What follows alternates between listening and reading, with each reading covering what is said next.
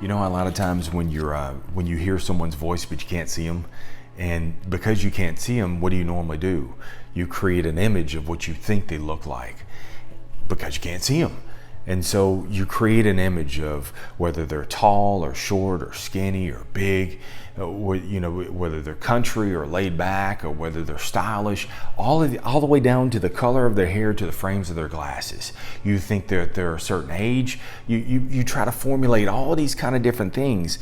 And then when you meet them or you see a picture of them, all of a sudden, then what happens? You're like, whoa, I totally missed that. That was not what I was expecting.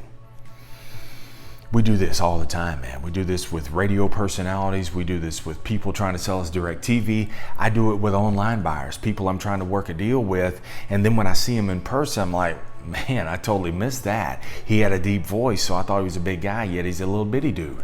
Or he had a light voice, so I'm thinking he's a small guy and he's a big guy. If your mind does this, creates these images with everyday people, imagine the images that you're playing to in your everyday life. Your mind works in pictures, man. And so the images that you see is the story you tell, and the story you tell are the results that you're having. That's what you're receiving right now. So if you don't like your present circumstances, if you don't like what you're seeing, chances are you're playing to the wrong image. These images are so strong. They're so strong, in fact, that when you do see the real person in an everyday person, when you see them, what happens? You're caught so far off guard, you bust out laughing.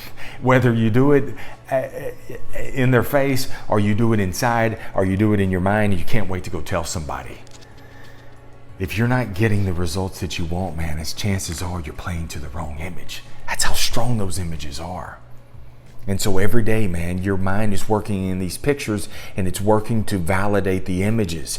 And so that's why when something happens and it's just another day in the barrel, it's just another kick in the pants where you say, see, I told you. I'll never get ahead. I'll never move up. I'll never lose weight. I'll never get out of debt. I'll never.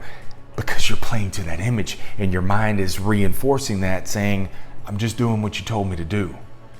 Right now, man, let me give you a tip. Right now, man, I'm playing to an image of who I'm going to be at 60. Now, there's a lot to fill in the blank. There's a lot that goes in from here to then, but I'm playing to an image of what life looks like to me at 60.